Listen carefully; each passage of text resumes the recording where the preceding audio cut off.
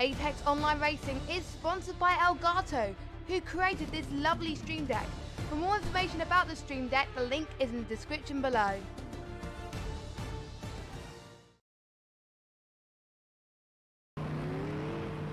Hello everyone and welcome back to another round of the official AOR GT3 League on Project Cars 2. We are now in Season 12 and it is round 3 of the season. Round 3 of the 10 races for this season. And we are at a very interesting place indeed. It is going to be the Long Beach Street Circuit for 46 laps of racing. And not only that, it's also going to be in the middle of the night to make it even more exciting. I'm Fisi, and joining me in the commentary box for this week is not Yorkie as usual, as he's away, probably eating some fish and chips or something, because he's British. But I have another Brit with me in the commentary box, the master of AOR commentary himself. It is Mr. King Kodiak.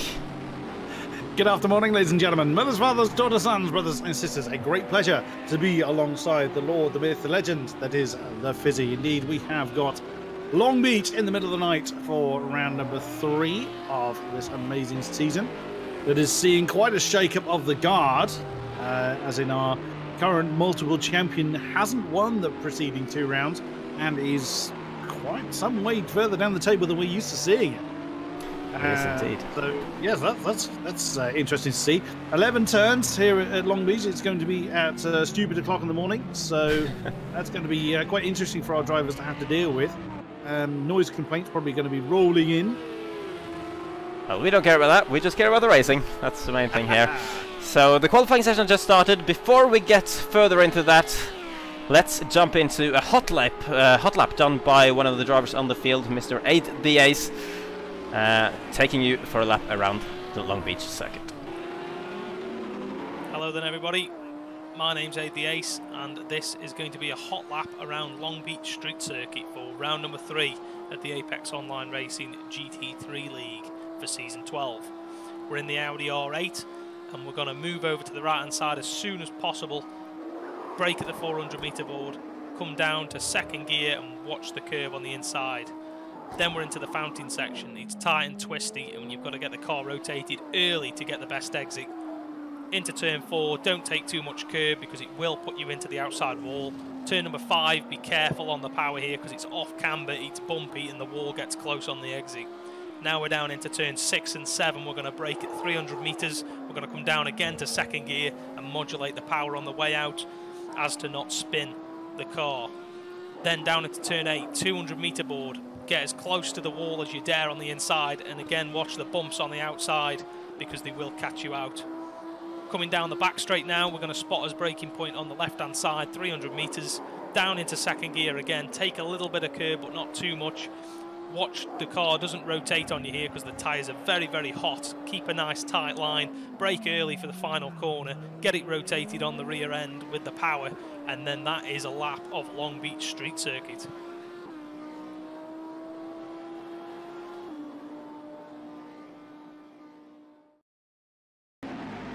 Well, there we go then. Now you all know how to do a lap around the Long Beach circuit.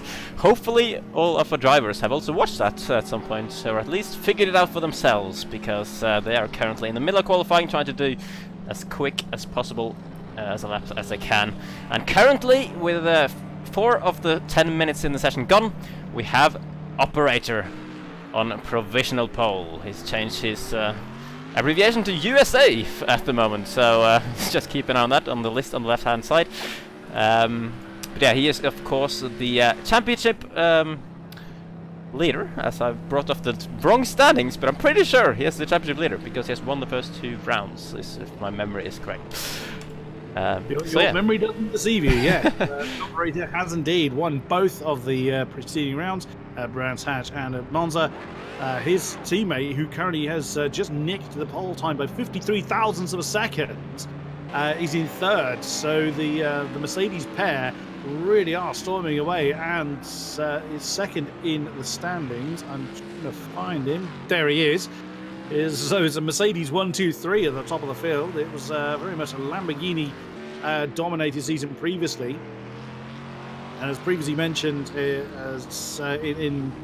certainly last week, we are devoid of Ferraris. They're not banned, it's just no one picked them. which is very interesting considering how well they performed in the previous seasons. Suomi is 4th in the championship at present, but a long way back points-wise from the top 3. So you've got Operator on 102, Empower on 82, Locking on 77, then a big drop to Suomi on 38, and that he wasn't with us last week. That's why he's had such a big drop in points. He was on the podium in Brands, but was unfortunately not able to join last week. So we'll see if he's able to claw his way back up the field. 26 drivers with us this eve. Everyone except for CJB MX has got a time on the board. See if he gets one as he crosses the line. And it's 7th, a decent effort there, 16.3, about 400ths of a second off of our hot lap setter, AD Ace. There he is in. Because I haven't commentated the previous rounds, I'm not sure who's in what. He's in the Audi. Yes, indeed. And he was briefly in 6th place, but it's just been dropped down to 7th. As I think that's the Kuza has gone up to 6th. So he's doing a solid job at the moment. Oh, as I say that wasn't as solid, but the Kuza looking for some more points to add to his tally. Look who's joined us. Yeah, Dihaidi. That's something we need to speak about. Dihaidi has made a return. Of course, a former race winner, multiple-time race winner, and yeah, in the past couple of seasons, as he has an interesting exit out of the final corner. But yeah, Dihaidi is back on the grid, the Italian, who has shown some really good performances in the last couple of seasons. Didn't race in the first 2 rounds, but has rejoined us now, which is great to see. So welcome back to him.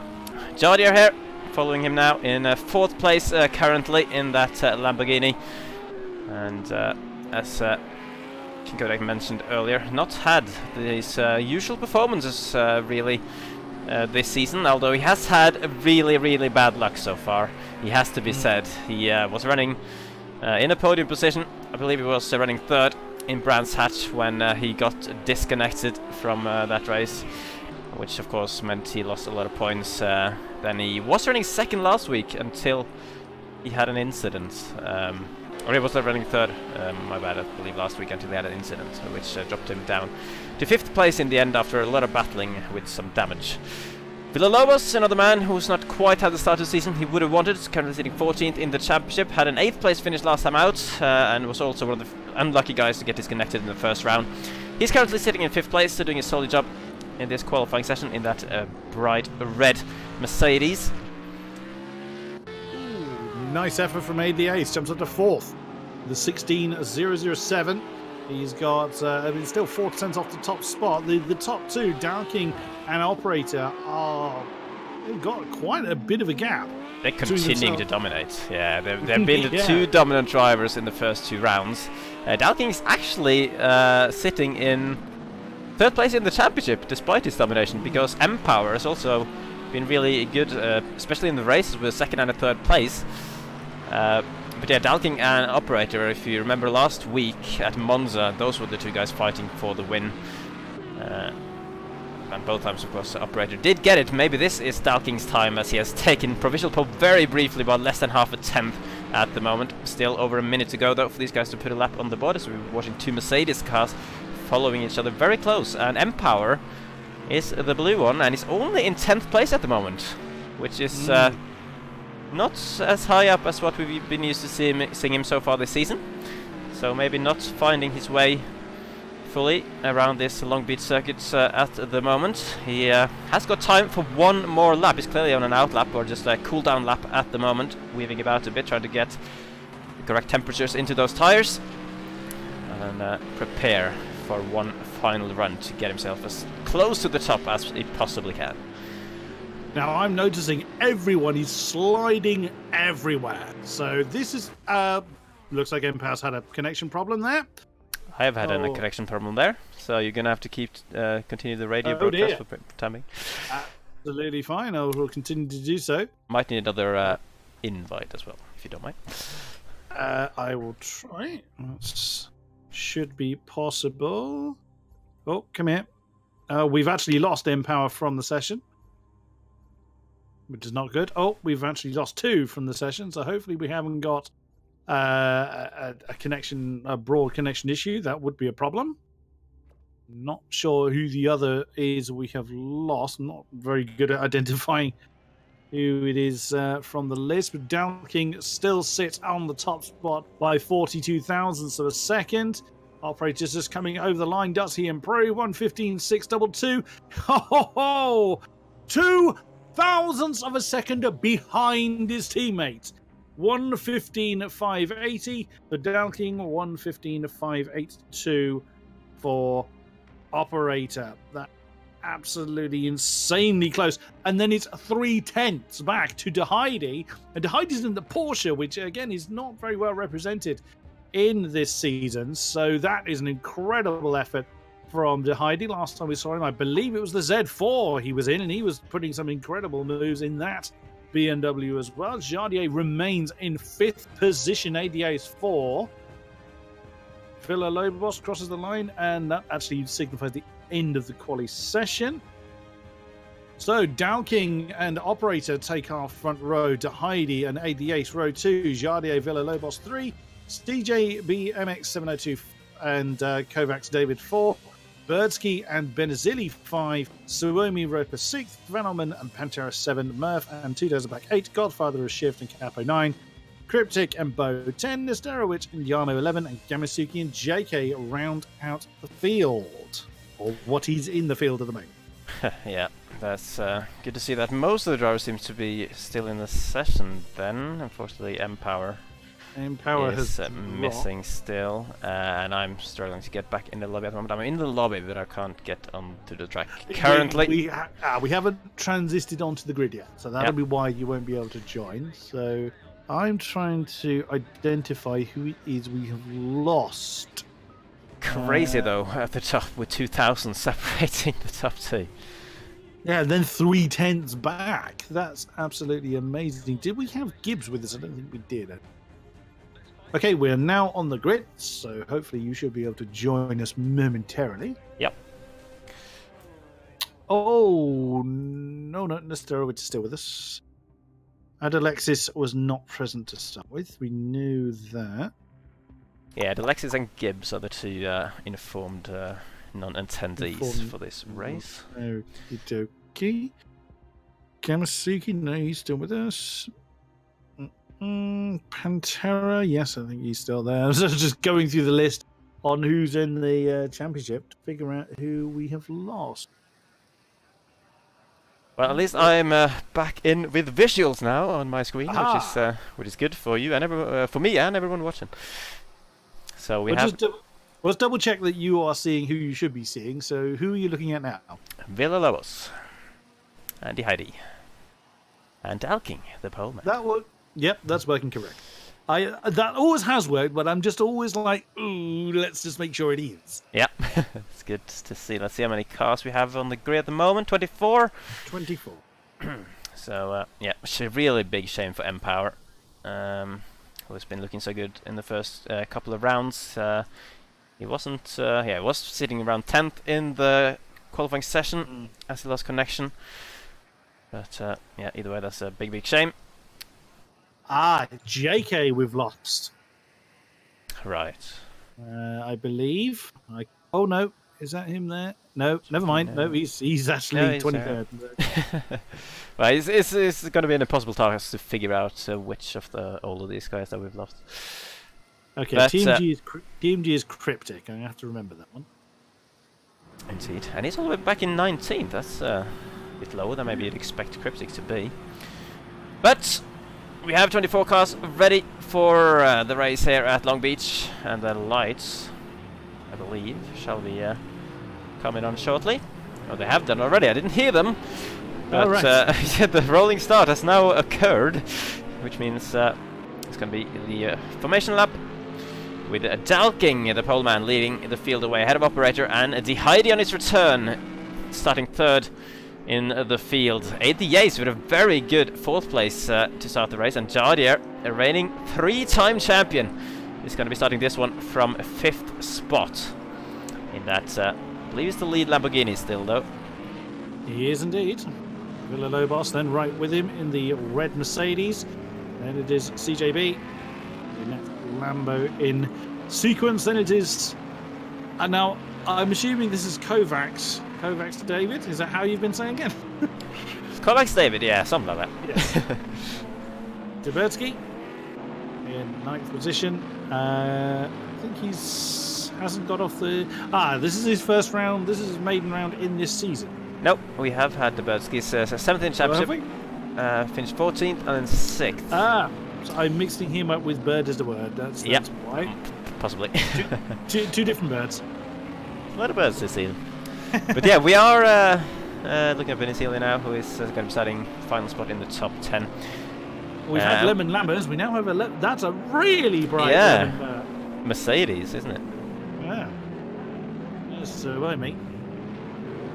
Was he was on the podium. He was first in the first race, but missed out last time. Now I'm curious to see how they're going to navigate this really tight turn. Yeah, it's going to be interesting. This hairpin is so tight, and they're going through here too wide now.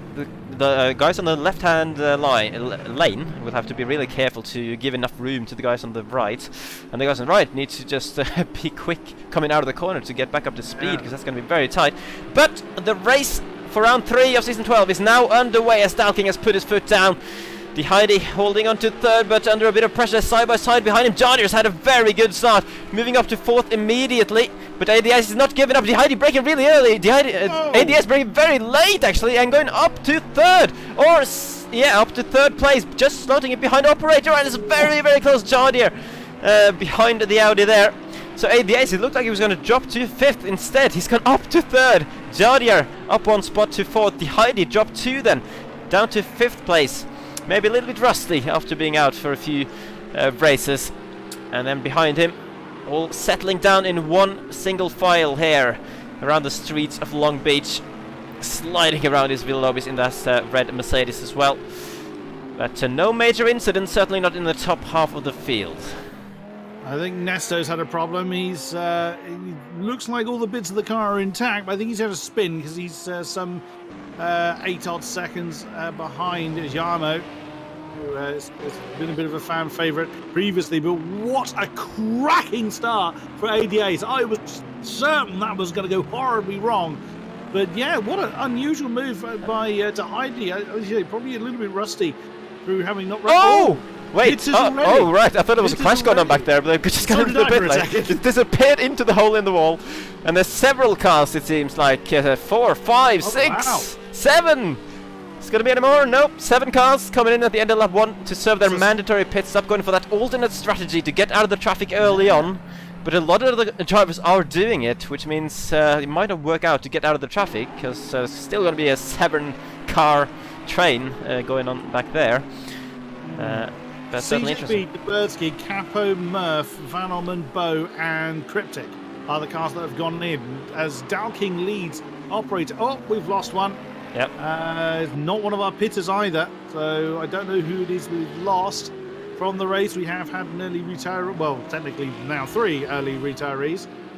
But yeah, Dalking leads by 2.1 seconds now over Operator. 88 is nailed to the back of the championship leading Mercedes. Jardier right with him. De Heidi's hanging on in there. Villalobos is at the back of this particular train. Looks like it's been clean throughout. I haven't seen any bits of car discarded anywhere. But a long way to go. Anything could happen.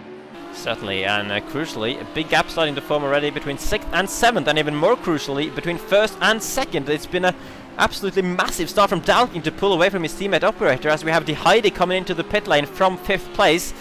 So he's gonna probably be the leader of the pitters when he comes back out, assuming he has no problems in the pit stop. Oh, that's very close, yeah. ABS has lost a little bit of ground, and that's a bit of jumping around, a little bit of connection issues for one of those guys. Oh, Nesterowicz is in as well, which yeah. he was the one falling off the back of the field. Yeah, look at how much ADS has dropped from Operator. He must have had maybe a little contact with the wall or something, because he was very close behind him not too long ago. Well, that odd lag moment, there doesn't appear to be any damage visually to, well, there is a little bit side. on the left side, yeah. Yeah, but that could just be to us. If he's lagged, then he may well have just had, been forced to slow down. But that's allowed operator then a big old amount of breathing space. He's already back with under 2 seconds between himself and his teammates, so he's now got to chase off for that lead. But this track is exceedingly unforgiving. Look how close the walls are. We saw Heidi tangle up on that hairpin during qualifying in the Porsche. So one tiny mistake and these walls are ready with open arms and ready to kill you, basically. Very violent, but yeah, certainly it's not easy to drive around a street track like this, and especially not in the nighttime, even though it is pretty well lit around here. So Jardier, you gotta wonder if he feels a little bit frustrated at the moment, sitting behind ADAs while the top two are pulling away. Jardier, a guy who would normally maybe feel like he could keep up with Operator and Dalking, even though he hasn't quite done it so far this season. But he has ADAs, who is surely going to be very motivated to defend his podium position that he's holding at the moment. Really good start to the race for him. That Audi is relatively wide as well. It's not going to be easy for the Lamborghini to get through. Here we go though. Jardier is very close coming down. Well, one of the back straights anyway. ADS feeling the need to go a little bit defensive, just blocking that inside line, making it hard for Jardier to really do anything. He's going to get a little bit of a better exit actually, but the left-hander is coming up very quickly. And into the final hairpin, it's going to be very hard to make a move unless you're already at least a little bit side by side on the outside coming through that left-hander. So onto the straight we go. This is of course the longest straight on the circuit, the best place for overtaking if you get a good run out of that hairpin. Jardier has got a reasonable run, it seems, closing in slightly on the straight, not grabbing too much slipstream. Will he go for the dive? No, he will not. ADS, oh, he's braked very late, just about gets the car slowed down. Is Jardier going to be able to squeeze through into... Oh my no! It's been a huge crash. Jardier facing backwards in the middle of the flower bed. And he's going to basically have to wait for every single car to go through. No, he finds a bit of a gap, but the car wasn't quite able to turn around. So that's a lot of time lost for Jardier there. It was always going to be hard to go side by side into that particular area of the track, as ADS has had another moment, and he's backwards now as well. Villalobos has taken advantage with a little bit of a nudge to go up to third place. Huge drama for both ADAs and Jardier here on lap 6 of 47. And it's hard to really say whose fault that was to begin with. It was possibly a little squeeze from ADAs, but as I said, that is a corner that is just not going to be easy to go side by side. Possibly ADS maybe tapped that little wall sticking out on the left hand side as well, going into the right hander where they made contact. It's hard to really say, but either way, it's really gone wrong for both of those guys. Yeah, I think that move was never going to happen. There was never enough room there as ADS brings his car in. I wouldn't be surprised if he has a longer stop than the rest. I think Jardier was possibly just I wouldn't say he panicked as such, as our two JARs actually are right next to one of them. Jarbo ahead of Jardier actually. Until Jardier pits, that is. Yeah, Jardier is in, so he'll have a bit of damage at least. JK in the McLaren already ahead of him. I think that was just, he was hoping ADS would back out of that, but Aid was still ahead at the point that he turned in. And it's just, the track literally disappeared, and Jardier ended up in the flower bed. So yeah, I think Jardier really should have backed out of that, but you know, it's easy for us to say, hindsight, and you know, we're not the ones in the heat of the moment trying to get past someone that you feel is slower, particularly if they're having connection problems, as ADS would seem to be. With Suomi now up to 4th, considering he started well down the order. So he's... Okay, there's been a lot of pit stops going on, but he's kept himself out of trouble. Villalobos already ahead of him. Dalking still leads now by 2.5 seconds, so he's keeping the gap up front, and they are in the 17s. Actually, to be fair, Dalking's just in a 17.0. Operator done a 17.2. Just Villalobos managed. Of course, he did have that instant last time around. 18.7, 18.2 for Suomi, and 18.6 for Rex David. Then the Ripper is actually in that pack as well. There he is in the black Lamborghini, 17.9. Once again, the top two just streaks away, but someone who is on their pace is Godfather of... Oh dear, Godfather of Shift, that's gone. It's interesting. Well, he's up... I think that must have only just happened, because that's up in 10. You don't drive a car that battered that well, so you've got no rear wing on there. He's going to be in there a while. The Heidi's 73, so he's on close to leader's pace in that Porsche. And bear in mind, he pitted on the very first lap. So, is their fuel tanks going to last that long? It's going to be interesting. I assume so. If they're pitting that early, they would show they made the calculations. Yeah, we had 8 cars come in, so it's not like the Heidi was the only one. We've seen lap 1 pitters earlier in the season as well, at round 1. So, yeah, I think it's going to be fine in that regard. No problem. As ADS is letting the Mercedes through there of yeah, Murphy. He's had another problem, I reckon. Yeah, ADS is certainly struggling at the moment. He's lost his right rear tail light and his front right headlight, I believe. That car does not want to stay straight. He's hit something very hard, very quickly. So I wonder if he's had maybe another lag moment or some kind of technical problem. Probably coming into turn 1, post pit stop. So that's undone itself. What a shame for ADS after such a strong start. Has undone itself so quickly. Suomi is right with Villalobos now. He's going to be challenging for 3rd position. There's a lot of pit stops to play out. I'm really surprised to see so many people pit so early. Yeah, and there's a bit of a debate going on in the chat actually about that incident with Jadir and ADS. I think there's several perspectives you can see it from, really. I mean, there's a view of ADS. Where was he supposed to go in his position? It was always going to be a risky move from Jadir. At the same time, ADS was probably frustrating Jadir a bit with the lag that he was having as well. So yeah, it's just an unfortunate one, really. And apparently there's been some drama with Jadir and Godfather Shift, I'm seeing as well, which was probably in the aftermath of that incident. Could well be. Jadir down in 18th.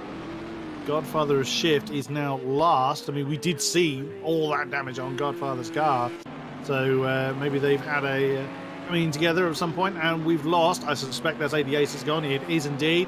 ADS has disconnected from the session. So down to 22 now. 4 cars gone. Not even 10 laps done. We lost 2 before we even saw the lights. Yep. Well, it's always going to be a race of attrition around the street circuit like this, and it started off that way, really.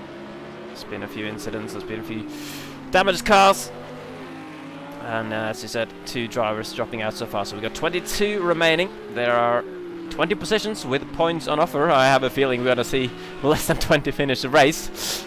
So it's just about staying out of trouble. And yeah, just trying to stay out of trouble as well as possible while keeping at least a reasonable pace. And you're probably on course for some decent points around here. As Capo is coming out of the pit lane, is going to be in dead last. And actually a lap down, I believe, as well. 3 minutes, 20 seconds off the lead. The Heidi was the fastest man last time around. Oh no, beg your pardon. CJB actually was the fastest man last time around. Those 2 quicker than our leaders. Yeah, that's interesting. Interesting indeed, yeah. Suomi and Villalobos both running a 1:18.2, which is actually a full second slower than Dalking in the lead of the race at the moment. And those guys you mentioned earlier, the Ripper is right on the back of Kovacs David. So that's another battle going on for 5th place. Jamo is into the pit lane. He was running in a solid position. Obviously, after a lot of pitters, he was down in 23rd place on the first lap. But gained a lot of positions in the first part. Now, though, it remains to be seen where he'll come out after doing his mandatory pit stop. As Heidi is drifting around the first corner. Very beautifully held. He moves, of course, up to 9th now with Jamo having gone into the pits. So he's going to be the lead. Well, he is the lead car that has done his mandatory pit stop. And he's running very good pace. So 1:17.4 last time around. Dalking, though, keeps putting in 1:17.2s. So he seems to be running more consistently than we have usually seen from him. It's been a perfect start to this race for Dalking at the moment. And is that... Oh, no! A back marker has gotten in the way of the leader. I think that was a lag moment. Whoa, and Dalking getting very squirrely. I wonder if that was a lag moment there, because Dalking car doesn't seem to have been damaged. I mean, an impact that hard would have at least taken the lights out. and I can't see anybody that has magically fallen off the back of anywhere. No, so that's really weird. There was a Lamborghini in the sideways in the middle of the track. Dalking hit it. He's clearly lost time. He has definitely lost time though, because operator is now 1.5 seconds behind, so it probably put him off a little bit. But I don't actually think there was impact there. If nothing else, I'd expect one of the headlights to be out, and that car to be snaking around everywhere like AD8 was doing. We have lost another car from the race as well, so whoever it was that has had that instance. So again, it could have been a disconnect, but their car was just still showing to us, as opposed to it still actually physically being there. This is a big old gaggle of cars, and not all of them on the same lap. Dalking pits from the lead. He was clearly losing pace on the rest of the lap. There is a bit of damage to the front of that Mercedes. That is so bad luck for Dalking. He's still looking for his first win in the GT3 Tier 1 League, and this was looking like another good opportunity for him. He's been very close in the past, but it could be now on course for operator. Maybe the door is open for him if Dalking has some repairs to do now in the pit lane. For the operator to take a third consecutive win, we'll have to see how long Dalking is in the pits for. The Heidi will be a good measurement point as he's come around the final corner. He was of course in 5th when he pitted very early on, a few seconds behind the leader at that point. He's been running good pace, and Dalking is still in the pits. It's moving though at least. That was a long stop. It is a long stop, and the Heidi's going to go past surely now. So Dalking has definitely dropped time as a result of all that.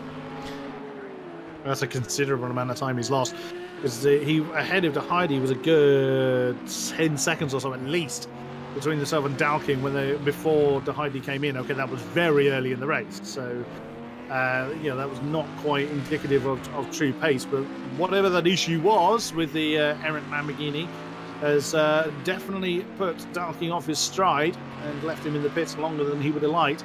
But I just get the feeling that operator's going to have a fair amount of traffic when he comes out, because the net loss seems to be around about 40 seconds-ish from when the pit stops happen. So an operator, we're nowhere near halfway in the race as yet, so he's got a long way to go. He's got a lot of fuel in the car as well, so he's probably not interested in coming in for a considerable period of time. So that could well play very nicely into his hands. Dalking finds himself 41 seconds off the lead, so operator could well be in Dalking's striking range post pit stop if Dalking is able to kind of get those really quick, consistent laps back in. There's someone else that is lapping quick. Is that the car? Oh yeah, it is. Who is directly ahead? Dalking now. CJB was a 17.1 last time around, so there is pace in that Lamborghini, and Heidi, as we've said, has got some decent pace as well. I get the feeling that Dalking's going to have a fair amount of company in the tail end of this race. Yeah, it would seem like that at the moment. And CJB still doing a solid job out there. He had pitted, right? The Heidi, the first man on the penalty board, I believe, with 1 second there for being a little bit too naughty. With how has he managed that? I'm not really sure how he's managed that around here, but there are a few places where the curbs are extending out the wall on the inside on some corners, so it's probably there that game can tell you. He'll be frustrated at that, but I tell you who is having a really bad day. Is this man? Yeah, 16th for Jardier. So whatever that issue was that we saw, Godfather's, assuming it was the issue with Godfather shift, of course that was reported as those two tangling up, and we saw the remnants of Godfather's Porsche in the pit. It has gone horribly wrong. That's Bo directly ahead of him. Oh no, beg your pardon, that's the operator that's ahead of him. So Jardier's a lap down. When have we ever said that? Wow, I don't think it's ever happened. No, actually, the 3-time champion is a lap down from the current race leader. Of course, he has pitted, whereas the race leader has not. So you'd expect that Jardier will not finish the race a lap down. But either way, that is a very kind of a shocking sight to see, actually. And Jardier will surely be frustrated with what is happening at the moment. This is, though, a battle for second place, very close one as well. Suomi all over the back of Villalobos. The guys who inherited those positions after, of course, now Dalking's issues and pit stop, and Jardier and ADAs having their incident earlier on. Dalking gained half a second on CJB last time around. He's gotten back into the 17.1s straight away. So Dalking is not hanging around and getting back into his rhythm.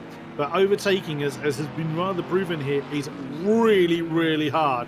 You've got to basically rely on forcing a mistake as the Ripper brings his car in. You've got to rely on the guy ahead of you making a mistake, realistically speaking. You can try and kind of force an error into that hairpin at turn 11, or really you kind of rely on a banzai here at turn 1, as we saw that. Trying something into that sort of turns 2 and 3. Here the roundabout part is already proven to be fairly unsuccessful. That I think is Godfather of Shift's guy. Yep, he's in that distinctive black Porsche. So there's very little kind of braking zone areas that and Godfather of Shift showing how little grip there is out there. As far as sort of big heavy braking zones, big dives on the inside of corners, there really isn't that many opportunities, if any opportunities here at Long Beach. So this is a race of kind of pit stop strategy and how well you can deal with and deal out pressure. Indeed. I'm just reading the chat at the moment. Some frustrated faces in there, ADAs being one of them, unsurprisingly. Razuler as well. I do apologize for not knowing who you are in the game, but I'm assuming you are one of the guys who have disconnected from this race. So yeah, it's a shame to see drivers who put a lot of effort in. Have done a good job in the race. I mean, ADAs was running in third, of course, early on when he started having his lag issues. At least that's how it looked from our view. And yeah, it's always it almost breaks my heart sometimes to these kind of things. With online racing, sometimes you can't avoid it. But yeah, disconnections and yeah, just performance issues and all those kind of things that you can't really control is some of the things that are really, really big shame when they happen. And of course, it will feel really unfair for those guys. So I do sympathize, certainly. But let's now focus on the battle between the two guys who are still on the track, and that is Suomi still just trying to push to get as close to Villalobos. I do confuse those two sometimes. Villalobos as possible, as Dalking is now trying to make a position. CJB is no slouch, but he's under pressure here. Dalking seems to have gotten the damage repaired, because he's, or at least mostly, because he's going well at the moment. Being slightly held up by the Lamborghini. Not the best exit out of the hairpin. But could potentially grab a little bit of slipstream down the straight. I don't think it's going to be close enough, though, as we're now looking at Bo in 15th position. Another close battle going on. Is Bo in the McLaren? Yes. Yep, so he's got the only Jardier ahead of him. I thought he'd spun, but it's Jardier suddenly jumped ahead of him. Right. No, he's fine. But yeah. There's the reason I jumped back, because I was wanting to keep an eye on how Dalking was doing with that battle with CJB, but I thought suddenly Bo had stopped. So apologies for that. Fair enough. Well, Dalking was not able to make the move anyway, so it doesn't matter that we really skipped away from them for a little bit. Just seeing out that Razuler is to desert back, right? I see. So he's another one who was dropped from the race, unfortunately. And he said he made up a lot of positions as well. So just makes it even more frustrating, of course, when you lose the progress you made. Dalking now, though, might try to make some progress on his own, as he's looking to the inside of CJB. Can't brake late enough to make a move. And now he just needs to stay close once again. Coming out of the hairpin, this is the most crucial part, just to get a good exit out of this corner. Lamborghini once again Dalking with his trademark slide. And that's not going to help his exit, though. And it seems like CJB at that particular part of the track has got what it takes to stay ahead of the man who was leading the race until the mysterious sideways Lamborghini popped up out of nowhere. I wondered if Dalking was going to try an outside maneuver coming into the roundabout. As Godfather of Shift adds his name to the victim list, he's gone. He was already down to last. His Porsche is no longer with us. That is 6 cars retired before we hit the halfway stage. Oh, that's someone else I just saw parked on the side of the road. I didn't get a chance to see who. I think that was Van Ommen. Yep, his name is gone. So now 7 cars that are no longer with us. So that is the nature of the beast, unfortunately. Yeah. Dalking, is he going to try? I mean, turn 9 seems to be where he wants to make the move. There he goes. And several times we've seen him just jump out from the slipstream, make his presence known, and finally he's been able to beat CJB on the brakes into turn 10. Now, can the Lamborghini be fought off? That's Heidi that is just coming through the shot. So that'll be Dalking's next target. And Dalking actually gained, even with that move, he gained about 1/10.5 or so on Heidi. And wow, that Mercedes is mighty. Absolutely mighty. It sounds like a bit of a statement of stating the obvious, considering how dominant Dalking and the operator were. But that just goes to show that the Lamborghini behind him, CJB, had absolutely no answer at all for that Mercedes. Slipstream or no, it didn't make a jot of difference. That Mercedes is, well, unless he hits something or misses a braking point, as far as CJB is concerned, that Mercedes is gone. Yeah, absolutely. Dalking now with clear air is just showing that he still has the pace in the car that he had earlier on in the race.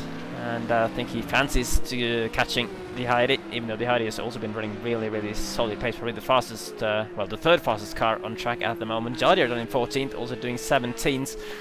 But on the previous lap, it was only operator the Heidi, Dalking, and Jadier that was in that sort of pace range. A little bit of sparks flying off the wall as one of the Mercedes cars were touching the wall there. Bo now in 16th position. Of course, well, this is dropped behind actually the Ripper. Yeah. Moved up 1 spot. And for Jamo fans, there he is, still running. But I'm afraid he is now last with the retirements of others. He found himself bringing up the tail of the field with JK, who he is in his McLaren. I know that he is a bit of a fan following in the chat, but still the battle rages on for 2nd. And I would say battle for 8th, but that's technically resolved itself. And Suomi looking to... Oh, he couldn't do it. He realised he wasn't alongside enough. Is he going to try and go around side on turn 10? Yes, he is. He wants the inside for 11. That's what he's trying to do. He's muscled his way in. Oh, a little bit of touching. Oh, and that's the problem. If you go side by side there, the person on the inside has got an incredibly tight angle to try and turn. There's just no space to do it. You're a brave man to try it, but that's what Suomi was aiming for. That's why he was setting himself up at turn 9, but sadly didn't pay off for him this time. Oh, that would have been an incredible move from Suomi if he'd managed to pull it off. He managed to keep it around the outside of the long left-hander, which is impressive in itself. But as you said, when it comes to that being inside for that hairpin, yeah, you just can't get the power down the exit because you have to turn so much more sharply than the guy on the outside. Even though actually there was a little bit of touching, which meant Villalobos also went or got a little bit out of shape coming out of the corner. But yeah, he has done well to defend it. Has to be said, as Pantera's gone slowly there. He's actually allowed Dalking to go through. He's hit something. There's damage on that Porsche. Oh yeah, because he was ahead of Heidi as well. Yeah, Heidi and Dalking have gone through. That's CJB on his tail.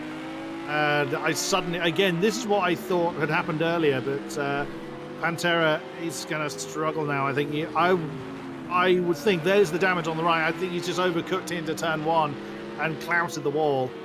As whilst Villalobos and Suomi were fighting, Kovacs David has catching them. Gained a 2nd on them last time around. Yeah, you could see how much just on lap time 1:19 last time out for Suomi and Villalobos. How much that battling was costing him. Villalobos actually 19 again. Suomi's ahead. So whilst we looked away, he actually has taken that 2nd position. He'd done it before turn 11 as well. But again, Kovacs David did gain another half a second on Villalobos, but Suomi now through was nearly a 2nd quicker than Villalobos last time. And operator is nearly back into the 16s. So while he's been enjoying the free air up there, 17-0 last time around. What's his teammate doing? 17-8 last time for Dalking, but I think that's probably traffic related. Well, I'm just seeing compliments for us in the chat. Thank you, Paul Lilly, for that. But just as I said that, we missed the overtake for 2nd place. So that's we do apologize for that. And I just, it was funny how long it took us to realize as well. But yeah, good job from Suomi to finally get through on Villalobos then, who was clearly putting up a good defense for many laps, but in the end Suomi did find a way through and now has a clear air for himself. 24 seconds from him up to the race leader operator, who is just flown away, while everyone behind has either been in battles or just had incidents or issues of some sort, or done their pit stop. Yeah, of course, yeah. The Heidi, still the lead guy who has made his pit stop, 40 seconds off the lead. So I think a pit stop won't quite take that long. Assuming you don't have to do damage repairs, of course. And at the moment, we believe that operator does not need that. So it's looking good once again for another win so far, but still, well, we're just over the halfway stage now. So let's have a look at fuel. 55 still on board for the operator, and what's the Heidi got on board? 46 actually. So the fuel would seem to be not an issue. I was curious on the early pitters and how they were going to manage it, but it would seem that's a bit of a non-issue for them. Yeah, well, there's 10 litres less for the Heidi, a few actually, but maybe he's just done a better calculation and the other guys have overfueled, you never know. Or he's going to have to fuel save like a crazy man. Or he is going to have to fuel save. Or the Porsche maybe uses less fuel than the other cars. Possible. So could be. I was about to say it's lighter, it's not the case at all. They're all near as damn it the same weight. Yeah. I mean, the cars are relatively close, of course. So it's a few Except for characteristics. Well, yeah. So operator just running around by himself at the moment. So back marker is coming up to quite soon, which is possibly Benny Seeley. Good guess. Yeah, well remembered. I couldn't remember who was Lemon in Merc. That's who I was trying to remember who was in it. Oh, he's had an argument with the wall. I think most cars have got a few scratches in places. Some more serious than others, of course. The right-hand side of Benny Seeley's car looks relatively damaged, but I think he is still running a reasonable pace. 18.2 last time around, so that's not too bad at all for him. 17.3. Yeah, wow. Still waiting for operator to get into the 16s. I saw he was on a 117 flat. He has, I think. He has done, yeah. He's the only man to have done it as well. Wow. Oh no, beg your pardon, Dalking. I should have known. Dalking and operator, the only two to get into the 16s at any point in this race, and that's when the cars were heavy with fuel as well. So yeah, that's impressive. Yes, indeed. Everything operator has done this season really is impressive. Of course, yeah. He's had a few gifts, has to be said, this race. But, you know, it's not his fault, and he just has to keep driving as far as he possibly can, as Benny Seeley now moves out of the way on the back straight to let operator through as fire is popping from the side of his Mercedes, beautifully flying through the night with no worries at all, except, of course, for the walls very close and nearby at every single point in this race. But it doesn't seem to bother him at the moment. I think that Mercedes is literally the only car on track at the moment which has not a single scratch on it. And that just shows how well operator has done so far. But again, we've seen how quickly that can change. Just one momentary lapse of conversation. Try that one again. Of concentration. I need to concentrate on what I'm saying. So one momentary lapse of concentration is going to introduce you to the wall. You're trying to do trying to make a move on someone, as Jardier very dramatically showed. Or trying to move past a back marker. If you want to try and do it earlier than they seem to wish to let you through, then that could equally kind of throw you into the wall. There's so much that could still happen. It's going to take something pretty dramatic to topple operator. You could well get 3 in a row, but we will see. Still plenty of distance to go. Certainly. So, then let's see where the battles are, and this is certainly one, Pantera and CJB. Well, we saw CJB going, he had an issue a little while ago. Yeah. Pantera had an issue a little while ago as well. I beg your pardon, with Pantera. Yeah, you can see the damage on the right-hand side of that Porsche. He's dropped well off Dalking and Heidi, who was ahead of before. Of course, Pantera, I believe, is one of the guys that haven't pitted, so he still has to do that pit stop as well, which could drop him down certainly towards the back end of the remaining field here. But so far, he's trying to hang on from CJB as Kovacs David in 4th position. Very close behind Villalobos, actually. So Suomi has pulled a few seconds. He's about 3 seconds now ahead of Villalobos after getting through! And that's a McLaren stuck on the inside, just outside of the hairpin. Who is it? Who is it? Who is it? It's JK. Oh no, a terrible. And Gamizuki up in 5th position has brought his car in. JK just drops it on the hairpin. That's really unfortunate, because when you get alerted to the yellow flag, you get the yellow flag on the map, but you can't see where they are until you've nearly hit them. He was quite lucky not to get clouted by someone then. Yeah. But well recovered to get back out on track without causing a problem. I bet you he did what De Heidi did in qualifying, just tried to take that corner that little bit too tight, catch it, and you don't have to catch the tail hard. It's just you catch the tail at the point you've just planted your foot. So you've got a lot of horses trying to come through onto the ground. You upset the back of the car, and then suddenly your traction's gone. You're facing the wrong way. Yeah. Oh man. Looks a little bit comical when it happens, but I'm sure JK sees. It feels horrible when you do it as well. I mean, we've all done it. Anyone that's done any kind of league racing, I'm sure you can attest to this as well, Fizzy. You just have those really slow. You have those really slow, awkward. Oh, hello, what's gone on here? Jardier again. Jardier, I've just seen his name fall through the field. He's down to 15th again. He's had another problem down there at turn 1. What has happened there? Well, maybe he's had a little awkward moment as well, like we just were speaking about. And he's having another little tail wiggle there. Jardier is struggling at the moment, probably carrying some damage still from earlier on in the race, and whatever just happened there. And wow, it's not going. Lamborghini does not want to behave. So yeah, I think he's probably had an incident down there at turn 1 that's is now carrying a bit of a wound. You might well think about bringing that car in again, because you do not want a lively car here at Long Beach. Well, most drivers want a stable car, but you just won't get away with a car being badly loose at a track like this. Let's just see what he does. Let's see. Slow. He's coming in, surely. Yeah, in he comes again. So is he going to retire the car? We're down to 18 already. Or Jardier has decided what to do. Wow, what a disaster season for him at the moment. Disconnection in the first round.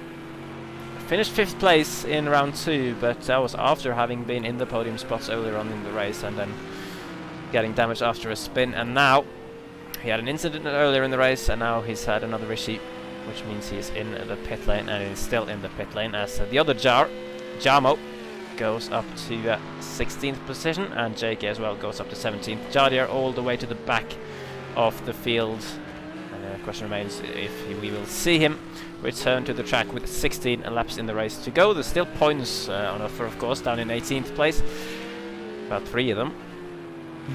So you never know, it might be crucial for him in the end, but you have to say that it's looking increasingly unlikely for Jardier after these 3 rounds to retain his championship for a 4th consecutive season.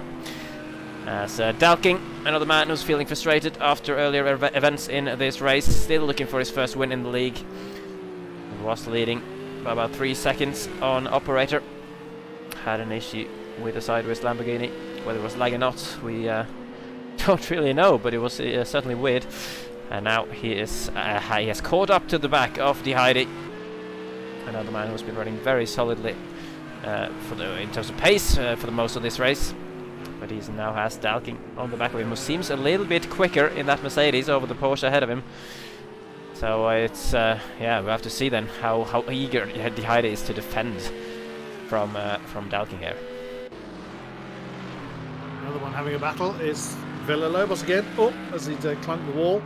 I think that's probably where there's been issues, is people have brushed the wall, but they've done it too hard and they've just spun the car out. I have a feeling that's what Jardier did last time around that we saw him. It was around there that we found him facing the wrong way. But yeah, Kovacs David has been keeping that pressure on Villalobos for quite a while. Kovacs David was about half a second quicker last time around. But with the pace that we know Dalking's got, you get the feeling that he's going to have to muscle his way past Heidi. You know, he's no slouch. Well, we know. Again, you know, we're thinking back to season 10, when he did an amazing contra strategy at Sonoma in the Z4. I mean, I remember that race. He was it was the opener of the season. For ordinary guy, pretty much, to pit on lap 1 and ended up winning the race from it. I was going to say he was godlike at that particular occasion, so we know what he's like, and Heidi's been in the GT3 Leagues for a considerable period of time, so he's got a reputation for being a quick driver, but Dalking has just been on another level. Oh, blimey, a terrible lap from operator 17.9, still quicker than half our field. Terrible. Relatively speaking, second quicker. I mean, it's bizarre to say, but you know, you get sometimes it's just like that. I thought that camera's not particularly helpful there at turn 1. It cuts away too late, in my opinion. So if there is an issue along there, you don't really see it. Dalking doing what he can to pressure to Heidi, and at this rate, they are going to catch the pair ahead of them, which is Villalobos and Kovacs David. We just saw them out at the bottom of the shot there. Actually, if we go on board with the Mercedes there, that's a back marker, I think. As they come around there, you can just see heading towards the next turn is the next pair they're after. That's a back marker in between these two and the next pair. Dalking's lost a little bit of pace on the Porsche coming out of turn 8, so he'll no doubt close that down. That black Lamborghini is a back marker, but right ahead of that, and there you go, jumps right out of the way. They are gaining. Oh, sorry. That was close. Was that Jamo, probably? Was it Jamo? Oh, no, wait. Oh, no, that's the wrong Jar. That was Jamo, yeah, you're it was right. Jamo, yeah. I'm not used to Jardier being at the back of the field, so that's why I went to that Jar first. But, yeah, this could get a 4-way train before long. Pantera comes in from 8th position. We still haven't seen Operator in, and still Operator getting the 16.9s in. Yeah, I believe Operator, Suomi, Villalobos, Kovacs David, the top 4 basically have not yet done their pit stop. Everyone else probably have. Oh, vast majority of them have, yeah. And Jardier's been through the pits twice. Yep. That means he doesn't have to do his pit stop next week. It would quite like that. Well, next time it's Red America next time, so free pit stop for Jardier. Oh yes. Well, and there's Dalking again having a look on the inside of the Heidi. That's how he was making his move before. Oh, I did wonder, is he going to try and swing it around the outside of 10? No. He wants to get a decent exit from 11, but again, you can't do it when there's a car already on the apex. Again, you've seen the. You see where you try and cut back underneath a car you're trying to pass. We've all seen it in many, many times. You can't do it there at 10-11 because there's not enough space to try and cut underneath. If you've got someone that's on the apex, it's not difficult to position your car there because there's just so little room. But Dalking is all over the back of the Porsche. It's either going to be an amazing move or an amazing crash at this rate, and they have indeed caught the pair ahead of them. There they are. That is Kovacs David they've caught up to. They gained 2 seconds in the last lap alone on the pair ahead. So now this battle's really got interesting. Absolutely, and just a reminder that the battle between the Heidi and Dalking essentially is the battle for second place in this race. Of course, with the guys ahead of them still having to pit. So it's going to be an interesting dynamic now, really. Because Kovacs David and Villalobos ahead of him, they are not lapped, but they are not really racing the guys behind for net position in the race. So what will they do? Will they fight it, or will they just let them go? We'll have to wait and see. And Villalobos just wants no part of it because he's gone into the pit lane. Yeah, he's didn't fancy being a part of this train at all. So Kodiak's David now up into third. And again, that's De Heide. He knows how much quicker he is than the car ahead. He's just making himself clear. For God's sake, get out of the way. I've got this crazy Mercedes behind me. So De Heide will want to get that position done quickly. And he will want not the same thing to be done to Dalking chasing. I thought he was flashing his lights there, but he wasn't. That was just that was just light being blocked. So my mistake. But this could lead to a desperate move again. Dalking making himself known. Not a big braking zone down there into turn 6. So that's not really going to happen. Ooh, that was a very tight line by the blue Merc. I did wonder whether he was actually going to let him go, but not going to happen. Look how close Dalking is. Oh, Dalking then jumping out on the outside of the Porsche. That's going to box in De Heide. De Heide now going to try boxing Dalking. Oh, this could go horribly wrong. And well driven by the three of them.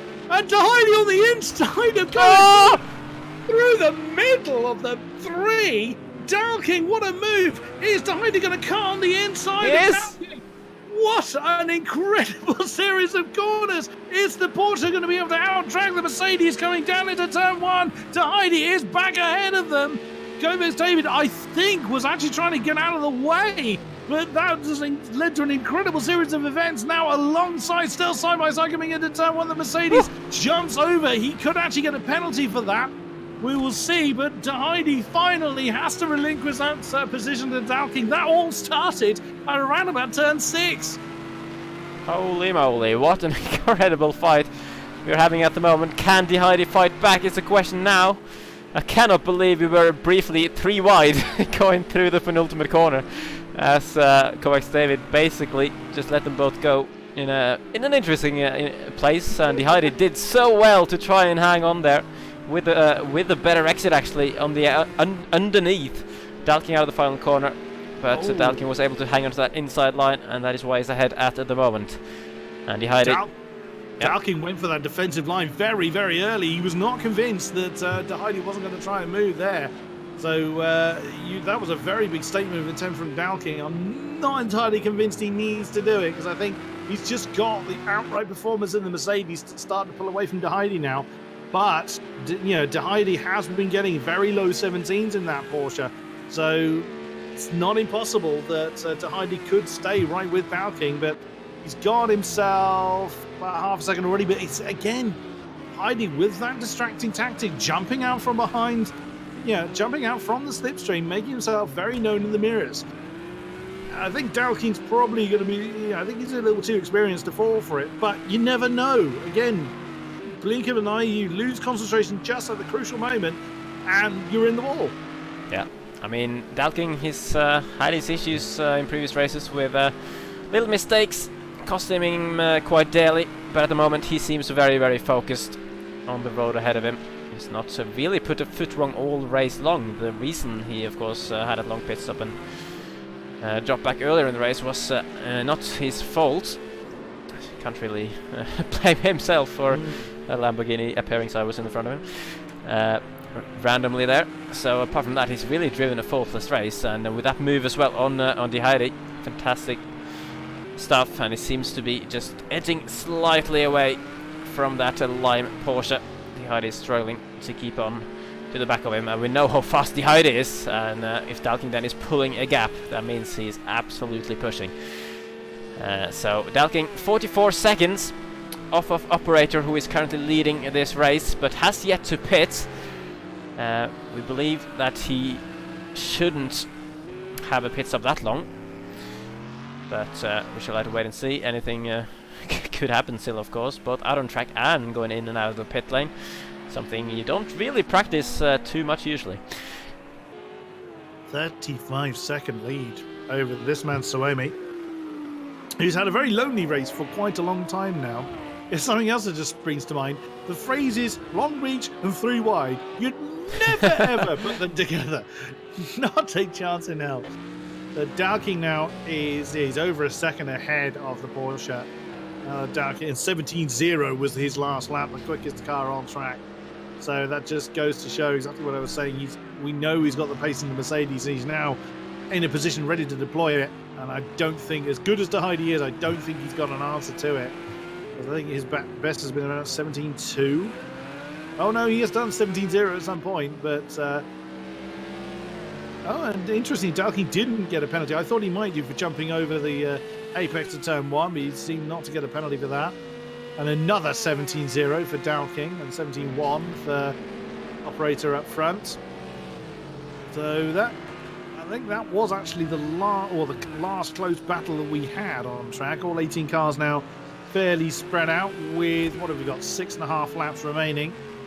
But yeah, I'm still boggled at that incredible series of, you know, that incredible half a lap we had with Dalkin, Heidi and Kovacs David. I forgot his name for a second.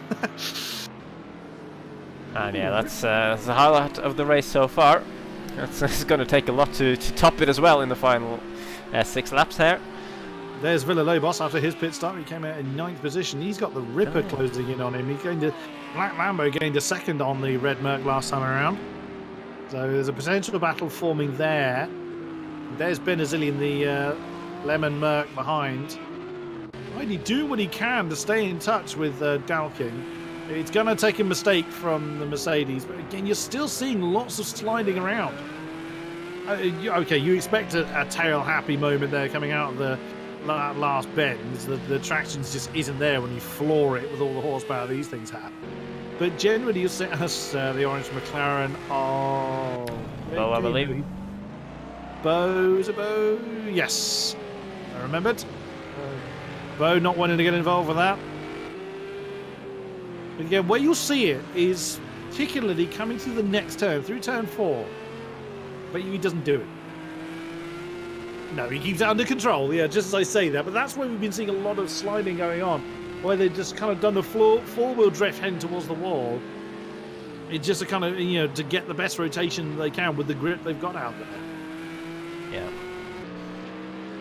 And it seems to have settled down now a little bit in the battles that were all kicking off a few moments ago. The closest battle, yeah, probably this one. Villalobos having just come out of the pit lane. The Ripper in the Lamborghini is just on the back of him. The battle for 9th place this is. Probably going to turn into the battle for 8th once Kovacs David comes through the pit lane, unless he can gain, well, basically gain time on these guys in the laps before he goes into the pit stop. But he was behind Villalobos earlier. Well, let's hope they don't forget to pit. Yeah, well, there's still 5 laps to remember it. So, we have, of course, was it Villalobos actually who got disqualified that one time for forgetting? I think it was Villalobos. Yeah, time. You and I are trying to think of the same incident. Oh, that weird track. yeah.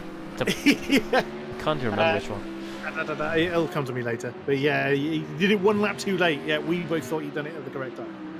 So the 5-lap rule, again, forgive me, because I'm not commentating regularly on GT3 this season, I haven't kept up with the rule changes. Is that 5-lap rule still in place? No, you can basically pit at any point until the final... Before the final lap, obviously. They have to do 1 lap post-stop. Yeah, basically, yeah.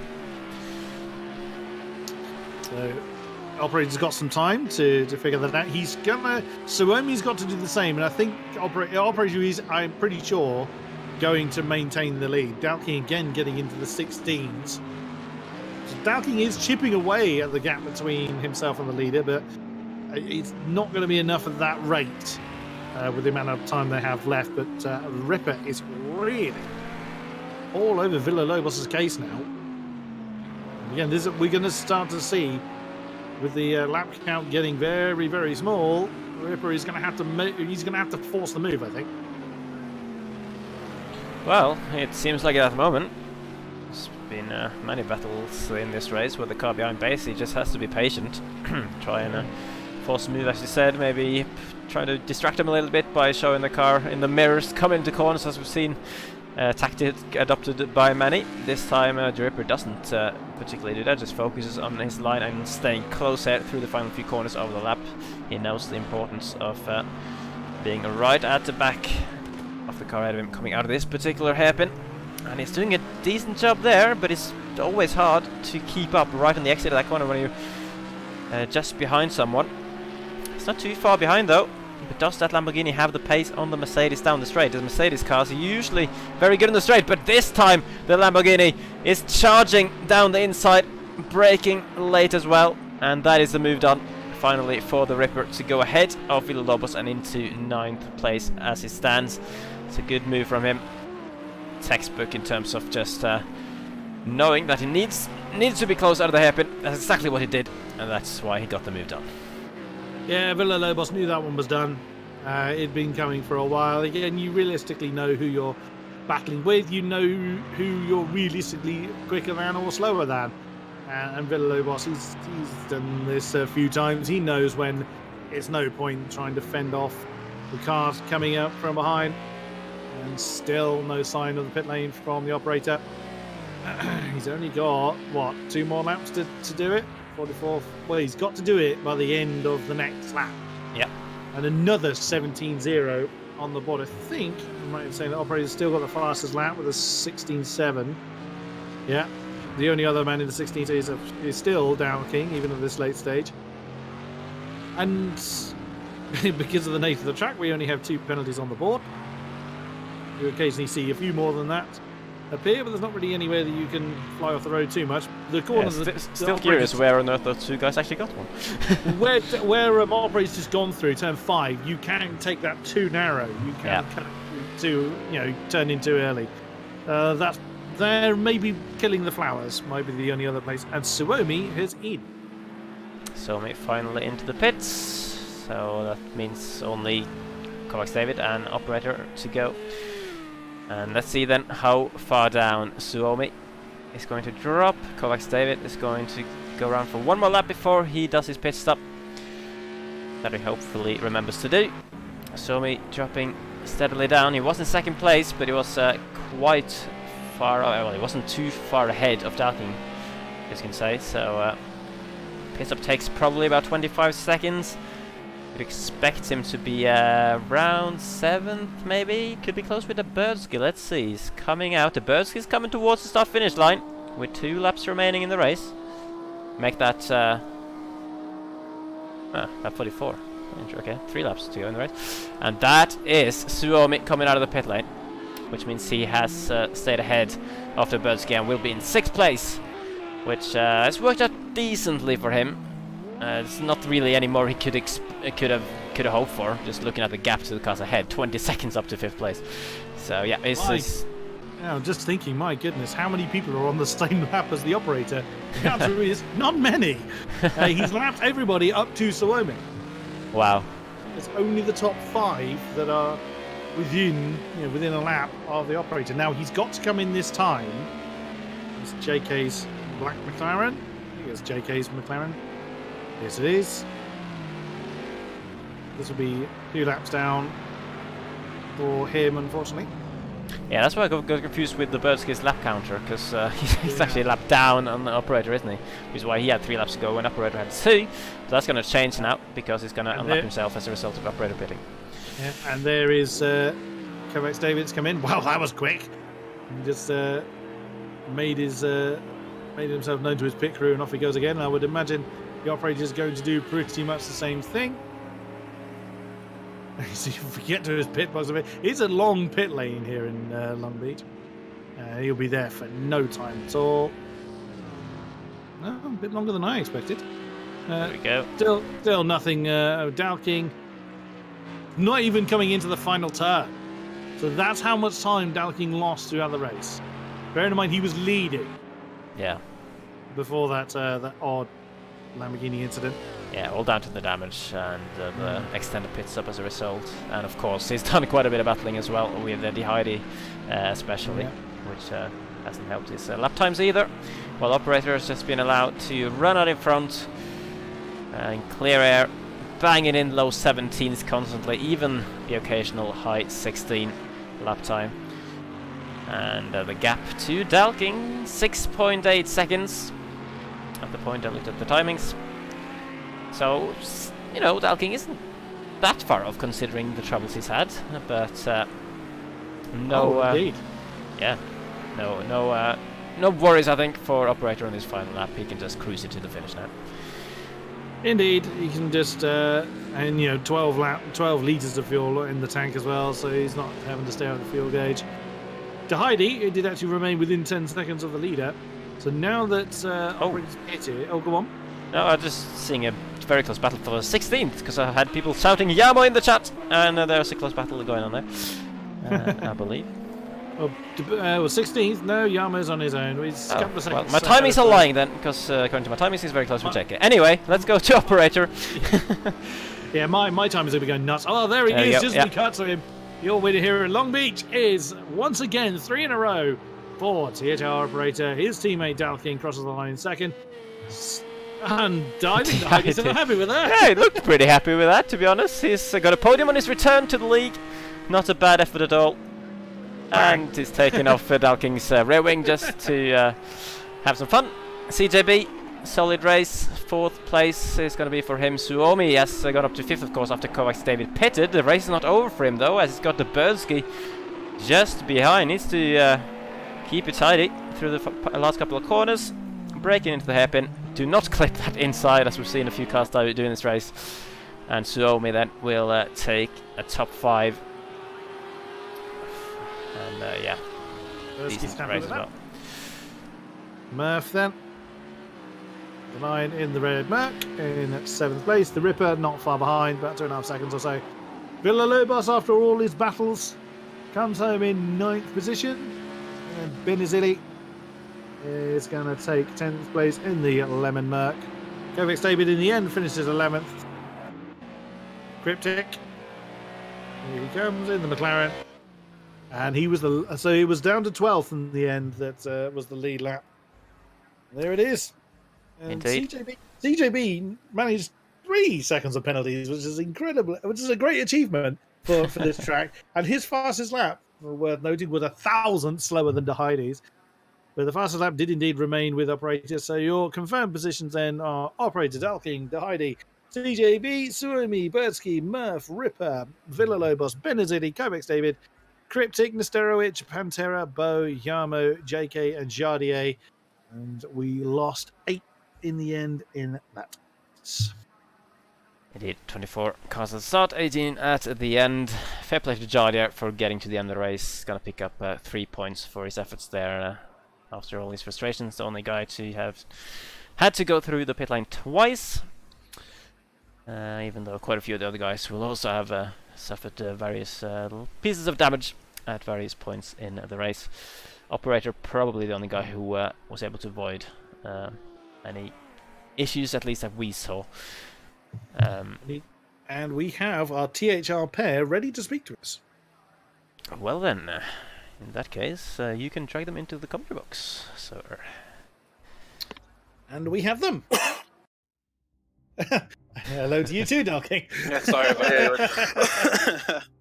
Well done, gentlemen. A great effort there. Let's have a chat with our race winner first of all. 3 out of 3, Operator. But it was looking for a while like you were going to have to really fight for the race win today. How are you feeling after this one? Yeah, I feel really bad about that, man. Like Dalky had an amazing pace going into like the first third of the race, and then I see like I was looking at the time thing at the top, and I see like 2 seconds, 1 second. I was like, oh no, he's been taken out by like a back marker or something. Yeah, and then after that, he had his pit stop early, so I was watching the time thing, and I saw he was running like good pace, and I was like, it's gonna be really, really close on the exit of the pits, and it was like 5 seconds. So it was still a good race if you watch the time chart. You know what I mean? Mm-hmm. Awesome stuff. Well, I mean, absolutely incredible stuff. The success that you've had so far, and you had the fast. Well, you two were the only pair to get below 117 for the entire race. So whatever is going on in THR is working very, very well for you. So Dalking, it must be a bit bittersweet for you, and still a great result in second. But that's. There was a bit of an incident with a rogue Lamborghini we saw. Yeah, he just straight line the first corner, bounced off the wall, had nowhere to go.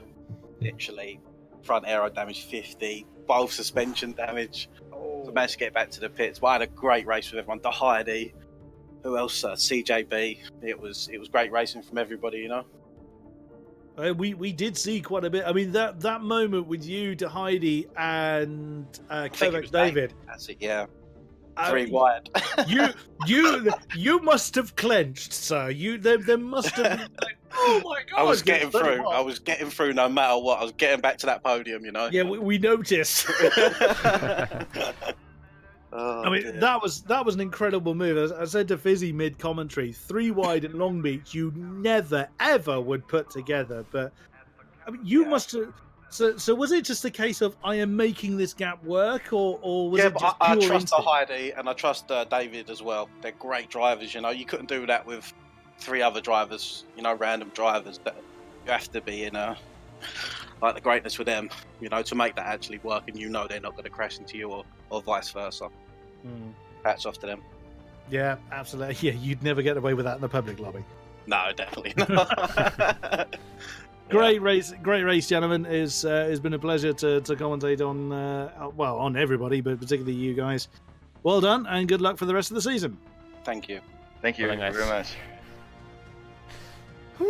Right, I think that's gonna be about it.